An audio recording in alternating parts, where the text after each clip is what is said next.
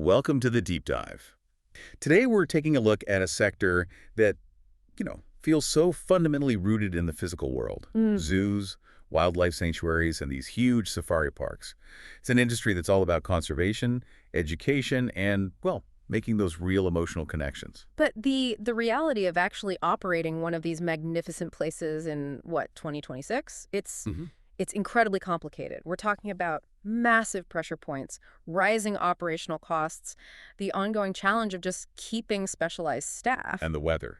Sudden extreme weather shifts. Exactly. And on top of all that, you have guests who are scrutinizing every single dollar they spend on leisure. Every dollar. And that's why we've got this stack of analysis here showing how a simple digital tool, the guest experience app, has just completely changed its status. I mean, it used to be a fun, optional little experiment, right? A glorified map. A glorified map, yeah. But now it's being treated as a critical operational, commercial, and frankly, a risk management tool. So it's no longer just a nice to have. No, it's fundamental. It's about protecting the core experience from all that friction and frustration. So our mission today is to really dig into why this digital layer is now so essential for shaping how that physical visit is perceived and, remembered. We need to understand the practical problems these apps are solving right now. And maybe more importantly, why the underlying platform-based approach is really the only way this whole transformation becomes financially and technically sustainable for these parks. Right. And for you listening, this deep dive is about understanding how the digital expectations you have in one part of your life, say with travel or deliveries, are now bleeding into and really defining the quality of a completely different experience. Like a family trip to the zoo. Exactly.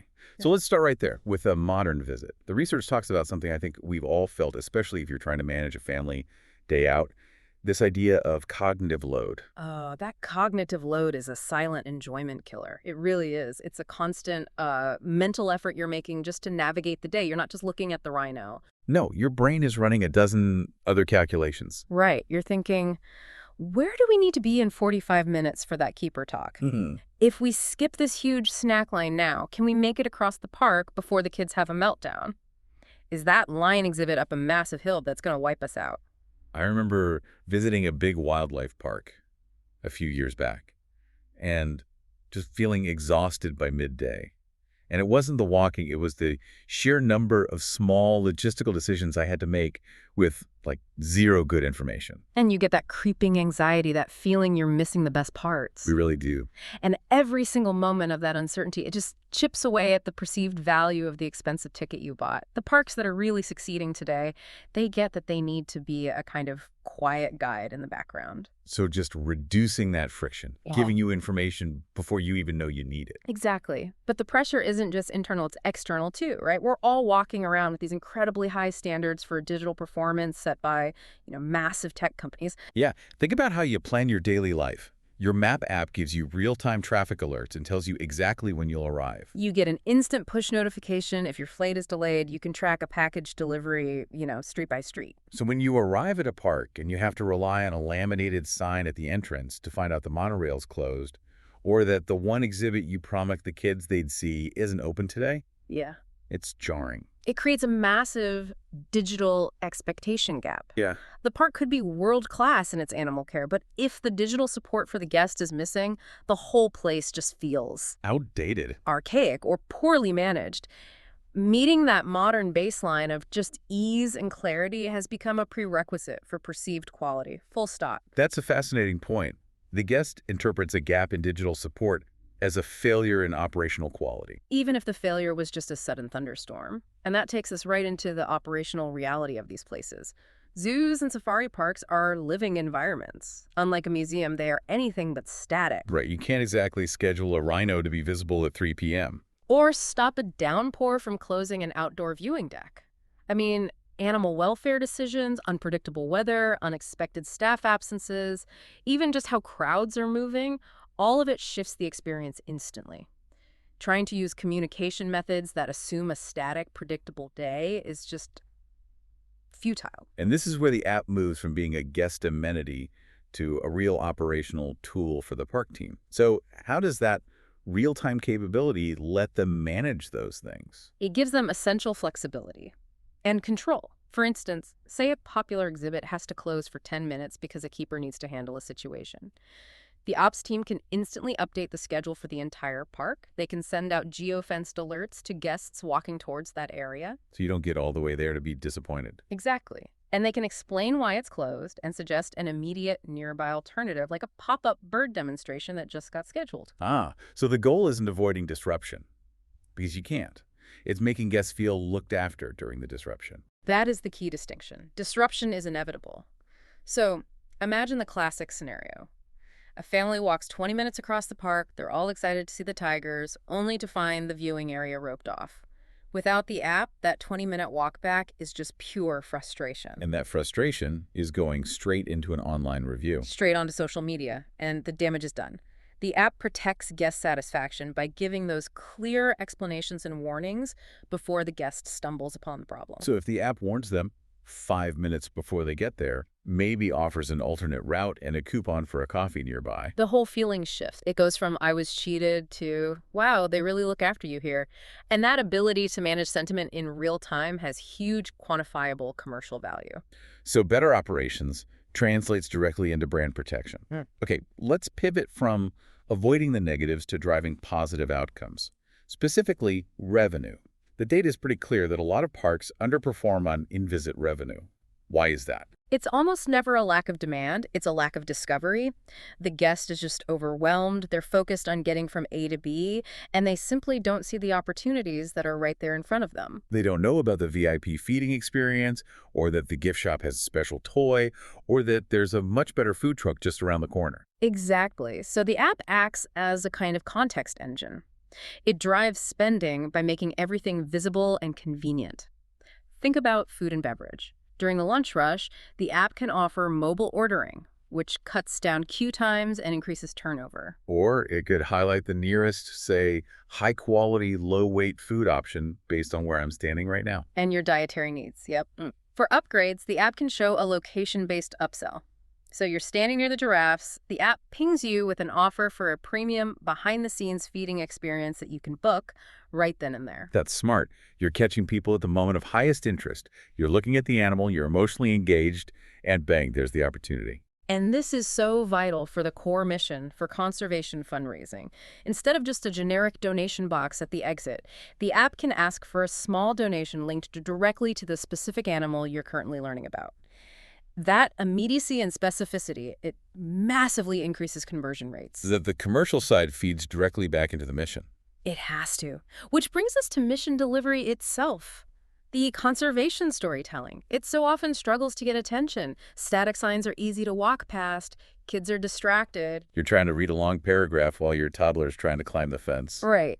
The app allows that rich educational content to travel with the guest. Instead of cramming information onto a sign that's 20 feet away, the app delivers location-based content. You can tap a pin on the map and instantly hear a 2-minute audio clip from the keeper about that animal's personality. So the park is delivering that educational insight without interrupting the flow of the day. It's on-demand reinforcement of why this place even matters. And crucially, it supports the guest's confidence.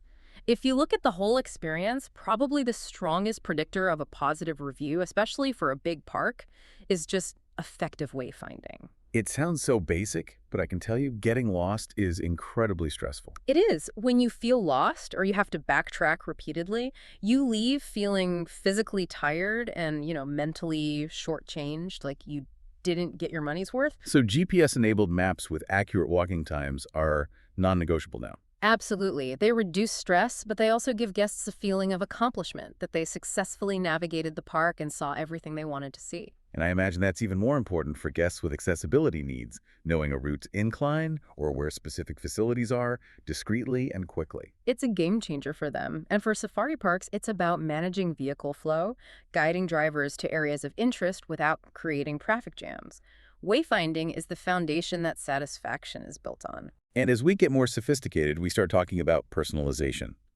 A park might have a dozen different types of guests, from a school trip to adult members who are zoology buffs. Treating them all the same feels generic. Personalization used to be just a theory, but now it's becoming really practical and simple. It doesn't need deep profiling. It's just about tailoring guidance based on context. For example, if you tell the app you only have 2 hours, it suggests an optimal, time-efficient route focused on the highlights. Or if the weather suddenly turns, it immediately shifts to recommending the best indoor exhibits and activities. Exactly. Or, if you're a returning member, the app highlights what's new since your last visit. A new baby animal, a temporary exhibit. It acknowledges your loyalty right away. It makes the guest feel seen. That's the real value. And this brings us back to data. The platform is so critical because it links all these separate actions together. Okay, let's unpack that. What specific insights are parks getting now that they just couldn't before? Well, before, they knew how many tickets they sold and maybe average spend. Now, the platform links what content people are looking at, the navigation paths they take, and what they buy. So, for example, a park might have a beautiful, very expensive educational sign near the chimp exhibit, Right. but the app data might show that while 80% of guests walk past the chimps, only 10% actually stop long enough to read that content. So that's a direct operational insight. The sign might be too complex, or maybe it's just in the wrong spot. Precisely. We've seen managers use this data to make huge decisions. One park found that guests spent 60% of their time on one specific route, but only 5% were stopping at the expensive conservation station on that route. So what did they do? It didn't just change the content, it drove them to relocate staff and resources away from that static station and towards more dynamic app-delivered content along that busy route. That is operational optimization in action. That's where the tech gets really powerful. It moves from just being a map to informing multi-million-dollar decisions about staffing, layout, and future investment. Which leads us directly to the biggest hurdle for this industry: sustainability. We've established this digital tool is essential, but historically, digital projects in this sector have been, well, a bit of a disaster zone. I know that story. A massive upfront expense, a timeline that stretches forever, and then the software is obsolete the moment it launches. The traditional model was the bespoke build. You'd hire a developer to build a custom app just for your park. It meant huge upfront fees, a timeline measured in years, and then incredibly expensive custom maintenance. If the developer goes out of business, you're stuck. That's a huge capital expenditure, a CapEx drain that's so hard for a nonprofit focused on animal care and building new habitats to justify.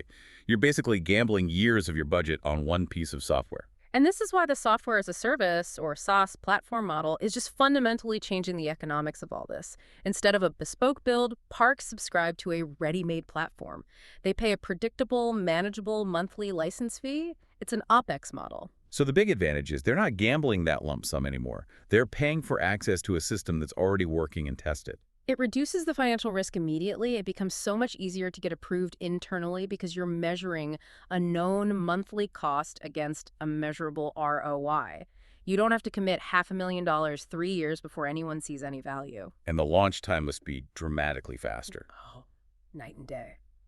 A SaaS platform is already built. It's being tested and refined by dozens of other attractions. Deployment is just about configuration, adding your park's branding, your maps, your content.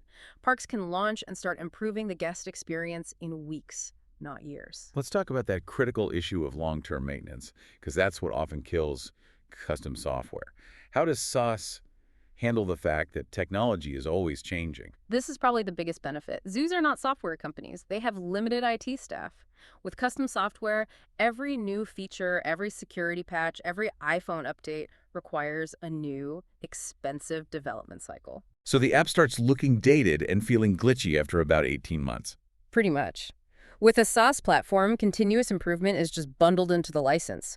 New features, security updates, performance changes, they're all delivered automatically. That sounds like a massive weight off their shoulders. They're paying a specialist to manage the tech evolution, which frees up their own teams to focus on, well, running the park. Absolutely. The platform provider handles the hosting, security, core troubleshooting, and these platforms are built to integrate. They're designed to connect smoothly with existing ticketing systems or CRM databases. You don't have to tear everything down just to connect a new system. And scalability must be crucial. You might have 10,000 guests on a sunny Saturday versus 200 on a rainy Tuesday in November. The platform handles those surges automatically. The tech has to work perfectly on your busiest day because that's when your brand is most vulnerable. A platform ensures the app never fails when the need for real-time guidance is at its absolute highest. It just makes digital excellence a sustainable reality. Okay, let's bring this all full circle. The bottom line is that Zoos and wildlife parks are, at their heart, physical and emotional experiences rooted in conservation. And the app doesn't take away from that physical experience. It protects it. It reduces the stress of logistics, it increases the perceived value of the visit, supports vital revenue, and gives the operational teams real control over an increasingly complex world. And by strengthening that digital relationship, especially with members, making sure they feel recognized and informed, parks are strengthening that loyalty loop.